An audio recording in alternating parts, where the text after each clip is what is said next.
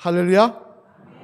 오늘은 너희가 드릴 영적 예배니라 라는 제목으로 하나님의 말씀을 대언하도록 하겠습니다. 뒤에 말씀 잘 들리시나요? 예. 이 빗소리가 위에 하도 시끄럽게 들리니까 일부 예배 때는 앞에 설교를 했는데 앞 소리가 잘 안 들린다고, 앞에 말씀이 잘 안 들린다고 그렇게 이야기를 합니다.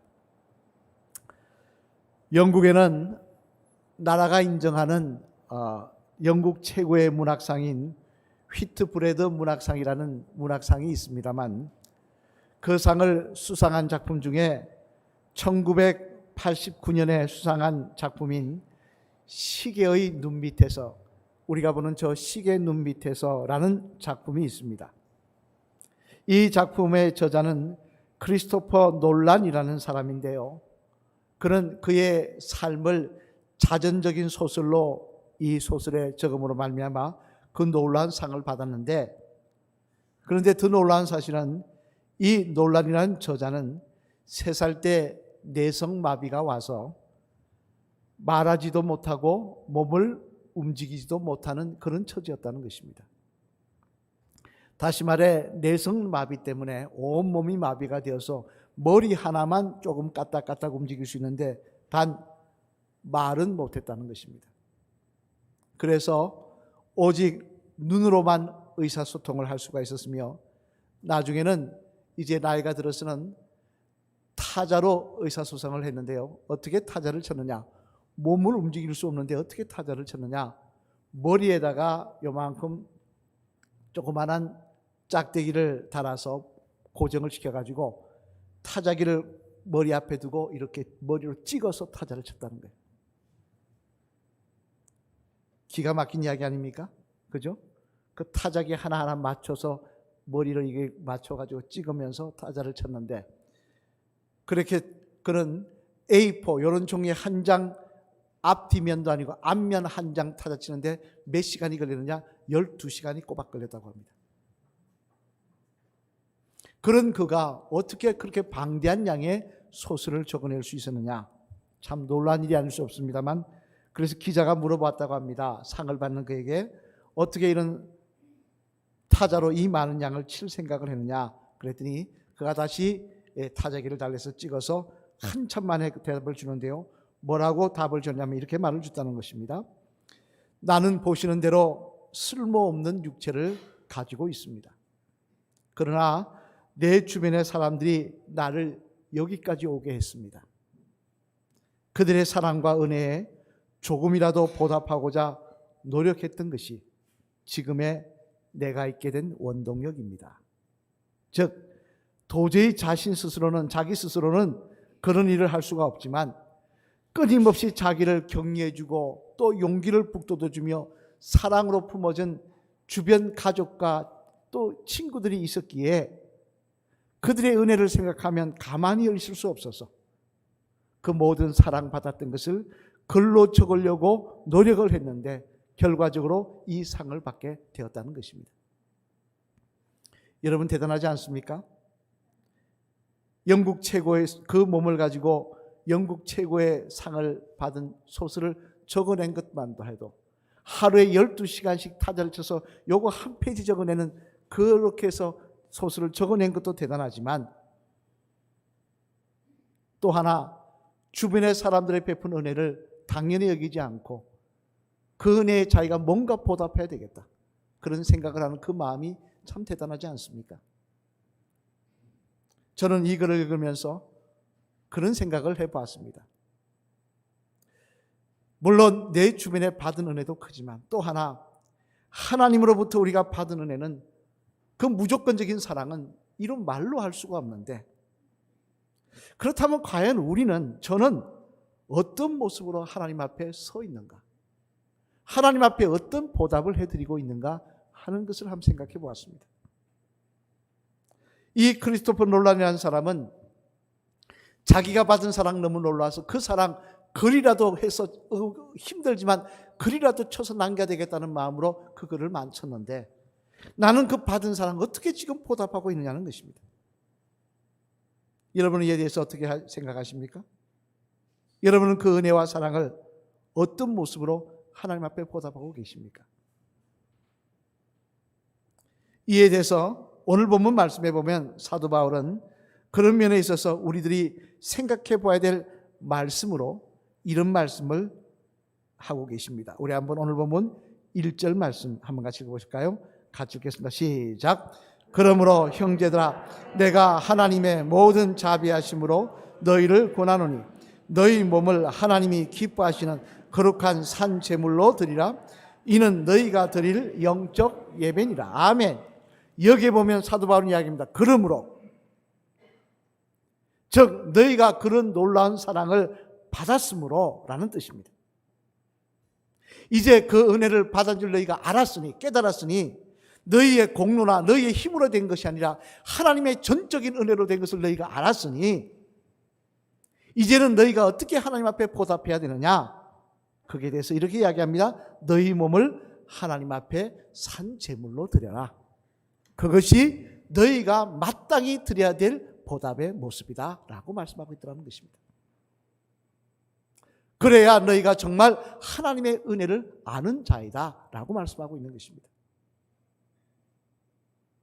그러면 여러분, 이 사도 바울의 말처럼 우리가 하나님의 은혜를 아는 자로 우리 몸을 산 제물로 드려야 될 것인데, 그러면 구체적으로 어떻게 하는 것이 산 제물로 드리는 것일까요?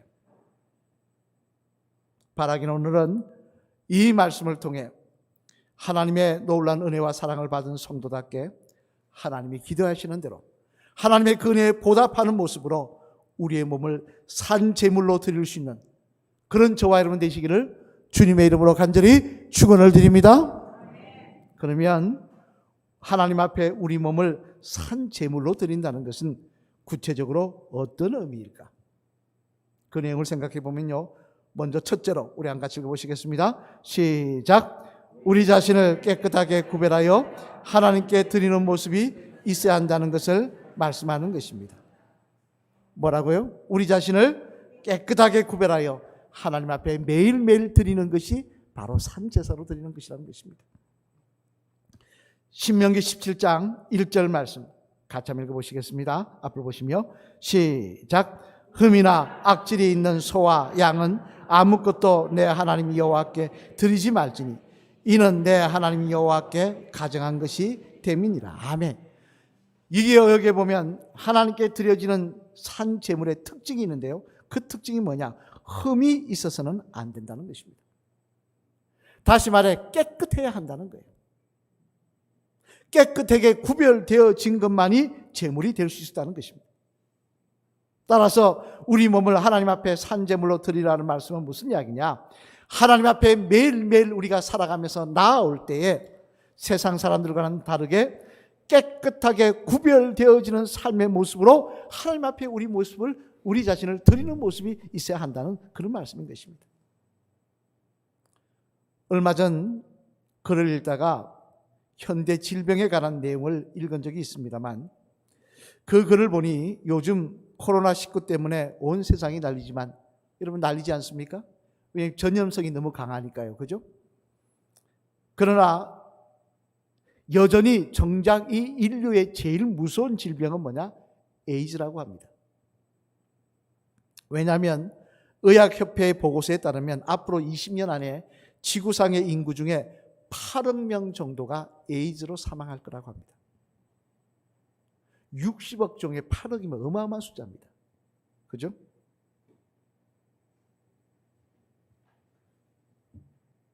코로나는 유행해서 우리가 두려워하지만 그러나 8억 명이라는 사람을 죽일 것 같지는 않다는 것입니다. 왜? 젊은 사람은 걸려도 무증상으로 지나가죠. 그리고 또 내년 초쯤에는 백신이 발견될 거라고 개발될 거라고 하는 이야기가 들리고 있으니 이 병으로 인한 치사율은 점점 낮아질 것입니다만, 그러나 에이즈는 아니더라는 것입니다. 이 병은 시작된 지가 오래되었지만에도 불구하고 여전히 온전히 치료하는 치료제가 없으며 한 번 걸리면 거의가 사망을 하더라는 거예요. 그런데도 이 병이 아직까지 극복이 되지 않은 이유는 무엇인가 하니 바로 사람들의 문란한 성생활에 있더라는 것입니다. 여전히 원조 교제를 했느니 성적으로 바람을 폈느니 오만 이야기가 들려오더라는 겁니다. 더군다나 지금 이 나라 정치인들 중에 일부는 차별금지법이라고 해가지고 이것을 국회에 통과시키려고 하는데, 여러분 차별금지법이 뭡니까? 장애인 차별하지 말라, 외국인 차별하지 말라는 법입니까? 아니에요. 그 법의 요지는 동성애를 합법화하는 것입니다. 남자끼리 호모섹스하는 것을 합법화해서 그것을 잘못됐다 이야기하면 잘못됐다고 이야기하는 사람이 처벌받는 것입니다. 그 법을 지금 국회에서 통과시키려고 했어요. 그 법이 통과되어서 동성애가 합법이 되면 얼마나 많은 에이즈 환자가 발생을 하겠습니까? 그러나 세상에 타락한 모습은 이것만이 아니더라는 것입니다. 뉴스를 켜보면 좋은 소식, 기쁜 소식이 많이 나기보다는 사람을 죽였다는 소식, 나쁜 짓을 했다는 소식, 마약과 알코올로 인해 사람들이 피폐해졌다는 소식, 좋은 소식보다는 사람들이 어떻게 저렇게 살 수 있을까? 어떻게 저렇게 악하게 살 수 있을까? 하는 생각이 드는 내용들만 계속 우리가 보도를 통해 접하고 있습니다만, 세상이 그렇게 돌아가고 있는 것 같습니다만, 하지만 아무리 세상 사람들이 모두 그렇게 산다 해도 우리는 그렇게 해서는 안 된다는 것입니다. 왜냐하면 우리는 하나님께서 하나님의 백성으로 무조건적인 은혜로 구별하여 선택한 사람들이기 때문에, 구별하신 사람들이기 때문에 우리는 하나님이 요구하시는 대로 깨끗한 모습으로 살아야 된다는 것입니다. 여러분, 하나님은요 끊임없이 하나님의 백성들에게 요구하십니다. 그게 뭡니까? 깨끗하게 살라는 것입니다. 정갈하게 살라는 것입니다. 이는 당장 이스라엘 백성들을 출애굽시켜서 가나안 땅으로 인도하실 때도 말씀하십니다. 하나님은 가나안 땅으로 인도하시면서 하신 당부가 뭡니까? 끊임없이 당부하는 것은요, 너희가 이렇게 잘 살아라, 뭐 이렇게 부자 되라, 그런 이야기 아니었습니다. 우리 한번 볼까요? 신명기 18장 9절 말씀 같이 읽겠습니다. 시작. 내 하나님 여호와께서 내게 주시는 땅에 들어가거든 너는 그 민족들의 가증한 행위를 본받지 말 것이니. 아멘. 무슨 말씀입니까? 하나님이 계속 강조하시는 말씀은 너희가 가나안 땅에 들어가서 그들이 했던 그 악한 모습 본받지 말라는 것입니다. 만약에 너희가 가나안 땅에 들어가서 그들처럼 살면 내가 너희를 택한 백성이지만 다 멸하시겠다는 거예요. 이는 또한 오늘날도 마찬가지입니다. 베드로후서 3장 14절 말씀해 보면요, 예수님의 수제자였던 베드로는 이렇게 우리에게 권면하십니다. 우리 한번 베드로후서 3장 14절 말씀 한번 같이 읽어보실까요? 앞을 보시며 시작. 그러므로 사랑하는 자들아 너희가 이것을 바라보나니 주 앞에서 점도 없고 흠도 없이 평강 가운데서 나타나기를 힘써라. 아멘. 무슨 말씀입니까? 너희가 주님 앞에 나올 때 점도 없고 흠도 없이 나타나기를 소망하라는 것입니다. 그렇게 힘쓰라는 거예요. 여러분, 믿음의 성도는 막 살아도 되는 것이 아닙니다. 또 한 말씀 더 볼까요? 고린도서 6장 19절로 20절 말씀 한번 같이 읽겠습니다. 시작. 너희 몸은 너희가 하나님께로부터 받은 바 너희 가운데 계신 성령의 저인인 줄을 알지 못하느냐? 너희는 너희 자신의 것이 아니라 값으로 산 것이 되었으니 그런즉 너희 몸으로 하나님께 영광을 돌리라. 아멘. 우리의 몸 안에는 이미 하나님의 영이 임재하고 계신다는 것입니다. 그런데 그 몸을 어떻게 그렇게 함부로 타락한 삶으로 살아갈 수 있느냐는 거예요. 더 이상 우리는 이 세상 바라보며, 제가 말씀드렸지 않습니까? 한 목사님이 신방 갔더니 보니까 두 사람이 감옥에 왔는데, 유치장에 왔는데, 싸워왔는데, 술 먹고 싸워왔는데 면회 오는데 보니까 두 분 다 목사님들이 면회 오더래요. 무슨 이야기입니까? 두 사람 다 교인이라는 이야기입니다.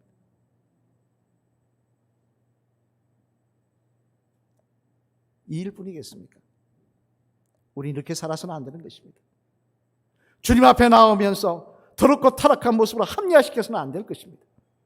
당장 유대인들만 보더라도 어떻습니까? 예수님 믿지 않아서 안타까운 일이지만 그러나 그들이 어떻게 살고 있습니까? 구약 성경에 금지한 음식은, 하나님이 금지한 음식은 먹지 않더라는 거예요. 그들은. 그래서 어느 나라 비행기를 타도, 심지어 우리나라 대한항공이나 아시아나라를 타도 내가 유대인이라 그러면 유대인이 먹는 음식을 따로 주더라는 것입니다.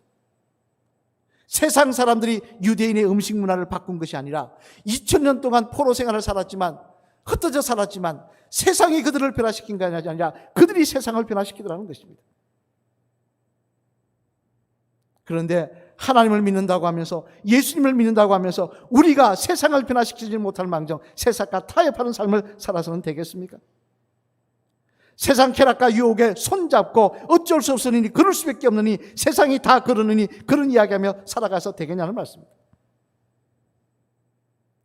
오늘 보면 1절의 말씀에 보면요, 분명히 사도 바울은 말씀하십니다. 다시 한번 같이 읽어보실까요? 시작. 그러므로 형제들아, 내가 하나님의 모든 자비하심으로 너희를 권하노니 너희 몸을 하나님이 기뻐하시는 거룩한 산제물로 드리라. 이는 너희가 드릴 영적 예배니라. 아멘. 너희 몸을 거룩한 산제물로 구별하라는 것입니다. 깨끗하게 구별하라는 거예요. 그게 하나님께 마땅히 드릴 예배라는 것입니다. 여러분, 우리가 하나님 앞에 드려지기를 원하는 모습, 산제물로 드려지기를 원하는 모습은요, 무엇보다 먼저 깨끗해야 되는 것입니다. 세상 사람들처럼 이렇게 살며 저렇게 살며 어쩔 수 없다 핑계되어서는 안 될 것입니다. 세상 사람들과 똑같은 모습이 되어서는 안 될 것입니다. 하나님, 내가 하나님의 사람입니다. 내가 하나님의 백성입니다. 내 삶이 주님 앞에 깨끗하게 드려지기를 원합니다. 그 모습이 저와 여러분의 모습이 될 때 하나님 기뻐 받으시며 우리를 통하여 영광 받으시고 동행하시는 은혜를 허락하여 주실 줄로 믿습니다. 그런 저와 여러분 되시기를, 마귀와 세상의 비웃음거리가 아니라 하나님의 자랑이 되시는 저와 여러분 되시기를 주님의 이름으로 간절히 축원을 드립니다. 둘째로 또 하나 산제물로 드리는 것은 무슨 이야기냐? 같이 읽겠습니다. 시작. 우리 자신을 최상의 모습으로 구별하여 하나님께 드리는 모습도 있어야 한다는 것을 말씀하신 것입니다. 뭐라고요? 최상의 모습으로 구별하여 드리는 것. 깨끗하게 드리는 것도 산제물이지만 또 하나 최상의 모습으로 구별하여 드리는 것도 산제물이라는 것입니다. 우리 말라기 1장 8절 말씀 한번 같이 읽겠습니다. 시작. 만군의 여호와가 이르노라. 너희가 눈먼 희생제물을 바치는 것이 어찌 악하지 아니하며 저는 것 병든 것을 드리는 것이 어찌 악하지 아니하냐. 이제 그것을 너희 총독에게 드려보라. 그가 너를 기뻐하겠으며 너를 받아주겠느냐. 아멘. 무슨 말씀입니까? 다리 저는 것, 병든 것 드릴 수 없다는 것입니다. 제물은 최상의 것, 제일 좋은 것, 그거 드리는 거라는 거예요. 따라서 우리 자신도 하나님 앞에 드릴 때 어떻게 드려야 되느냐? 최상의 모습으로, 제일 좋은 모습으로, 제일 귀한 모습으로 예배하며 헌신하며 봉사하는 모습이 있어야 된다는 것입니다. 한 목사님이 적으신 글을 읽다가 본 내용입니다만 그분의 글에 이런 내용이 나옵니다. 과거 백령도에 가면 해병대, 백령도에 뭐가 있습니까? 해병대 사령부가 있지 않습니까? 이 해병대 사령부 군인교회에 말씀을 전하러 갔더니 그 교회를 섬기는 연세 있으신 집사님 네가 계시더라는 거예요. 그러니까 이분들은 보니까 뭐 하는 분이라니까 그 해병대 사령부 앞에 조그마한 목욕탕을 개설해 놓고 그 목욕탕을 운영하면서 교회를 섬기고 계시는데, 이 목사님이 특biệt 보기에도 이분들이 이런 섬에서 이 외진 곳에서 목욕탕이나 조그마한 저 목욕탕 하고 계실 분이 아니더라는 거예요. 그래서 물어봤답니다. 어떤 분이시냐 그랬더니 이 남자 집사님 이야기하기를 자기는 이 해병대에서 근무했는데 대위로 예편했다는 거예요. 대위로. 그리고는 예편하고 나서는 이 고독한 섬 백령도를 떠나지 아니하고 여기다가 조그만 목욕탕을 세우고는 군인 교회의 집사님으로 평생을 섬기고 있다는 것입니다. 그 이야기를 들은 이 목사님은 참 특이하다는 생각이 들어서 다시 물어보셨다는 거예요. 아니, 그러면 백령도를 떠나지 않는 이유가 있습니까? 대위로 예편하시고 하셨는데 고향이 또 여기도 아닌데, 그랬더니 그분이 뭐라고 이야기하냐니 이렇게 대답하시더라는 겁니다. 자신은 과거 월남전에 참전했다가 젊은 시절 처음으로 전투에 월남전에 참전했다가 총을 맞아 죽었던 사람이라는 거예요. 죽은 줄 알고 던져놨는데 시체 가운데 꿈틀꿈틀거려서 살은 줄 알고 데리고 가서 치료해서 살린 사람이 자기라는 거예요. 여러 차례 수술을 받고 되찾은 생명인데 자기가 생각했다는데 내가 어떻게 살아야 할까? 이렇게 살게 해주신 하나님께 무엇을 드릴까? 고민하던 중에 보니까 이 백령도에서 근무하는데 그 군인교회가 있는데 사령관도 매일 바뀌더라고요. 조금 지나면 바뀌더라고요. 군목, 군대 목사님도, 그 교회를 담당하는 군목사님도, 군대 군목도 자주 바뀌다 보니 이 군인 교회를 제대로 운영하고 관리할 사람이 없더라는 거예요. 교회가 너무너무 형편없이 허물어져 가더라는 거예요. 그래서 내가 이곳에 남아 이 하나님의 교회를 지키기로 작정을 하고 이렇게 한평생을 만년 집사로 이 제단을 섬기고 있습니다. 그렇게 대답을 하더라는 것입니다. 이 대답을 들은 목사님은요, 마음이 숙연해지면서 또 한편으로는 하나님의 교회를 지키기 위해 젊고 좋은 시절을 이 외딴 섬에서 한평생을 이 보낸 집사님을 하나님이 얼마나 기뻐하실까 하는 그런 생각이 자기 마음속에 들더라는 거예요. 여러분이 하나님의 입장이라면 이 하나님의 교회, 그 조그마한 교회, 그 군인교회 하나 지키기 위해서 한평생을 백령도에서 젊은 시절 좋은 시절 다 보낸 그 집사님 볼 때 어떤 마음이 드시겠습니까?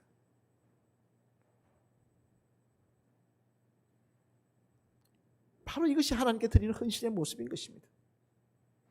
하지만 안타까운 사실은요, 오늘날 많은 성도님들 가운데 보면 헌신하라고 하면 뭐라고 이야기합니까? 하나님의 자녀로 오라고 하면서도 자기 볼일 다 보고 시간 나면 헌신한다고 합니다. 목사님 제가 바빴어요. 다음에 기회 되면 할게요. 언제 기회가 됩니까? 또 헌금하라고 하면요, 자기 쓸 것 다 쓰고 남으면 하나님께 드린다고 합니다.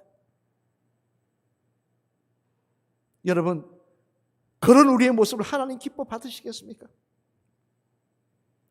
그런 우리들을 하나님께서 정말 하나님이 기뻐 받으실 산 제물이라고 말씀하시겠냐는 말씀입니다. 당장 고린도후서 8장 말씀해 보면 사도 바울은 특별히 마게도니아 교회 교인들에 대해서 그들이 헌금한 내용에 대해서 기록을 하고 있는데요, 우리 한번 같이 읽어볼까요? 고린도후서 8장 3절 5절 말씀 같이 읽겠습니다. 시작. 내가 정언하노니 그들이 힘대로 할 뿐만 아니라 이 은혜와 성도 섬기는 일에 참여함에 대하여 우리에게 간절히 구하니 우리가 바라던 것뿐 아니라 그들이 먼저 자신을 주께 드리고 또 하나님의 뜻을 따라 우리에게 주었도다. 아멘. 무슨 말씀입니까? 사도 바울이 고린도후서 성경 말씀을 기록하며 특별히 마게도니아 교인들이 헌금한 내용의 말씀을 기록하고 있는데 무슨 헌금을 했느냐? 예루살렘 교회에 대해서 구제 헌금을 한 것입니다. 예루살렘 교회가 기근이 와서 그 교회가 어려워지자 마게도니아 교회가 하면서 선교 여행을 다니다가 마게도니아 교인들한테 이야기합니다. 이 지금 예루살렘 교회가 어려우니까 우리가 좀 후원을 하자, 구제하자. 그랬더니 마게도니아 교인들이 어떻게 했느냐? 자기하고 상관도 없는 사람들이에요. 근데 같은 하나님의 성도라고 생각하고 힘에 붙이도록, 사도 바울이 이야기했던 것보다 더 많이 힘에 붙이도록 가져나와서 하나님께 드리는 모습을 보고 사도 바울이 감동을 받은 것입니다. 그래서 그 모습이 얼마나 귀한지 성경 말씀을 기록하며 그 내용을 기록해 놓았더라는 것입니다만, 하지만 여러분, 이 모습이 비단 성경책에만 기록되어 있겠습니까? 하나님의 나라에는, 하나님의 마음에는 그 마게도니아 교인들의 헌신의 내용이 기록되어 있지 않겠느냐는 말씀입니다. 하나님께서 그들의 그 헌신을 기억하지 않으시겠냐는 말씀입니다. 여러분, 바로 이처럼 시간이든 물질이든 봉사든 자신의 가장 귀한 것을, 자신의 가장 좋은 것을, 자신의 최상의 것을 바로 하나님께 드리는 것이 바로 산제물인 것입니다.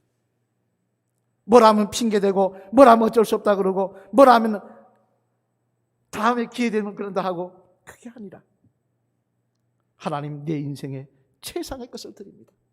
내 시간 중에 최상의 것을 드립니다. 하나님 기뻐 받으시고 부족한 종을 통하여 영광 받아 주시옵소서. 그것이 바로 산제물인 것입니다.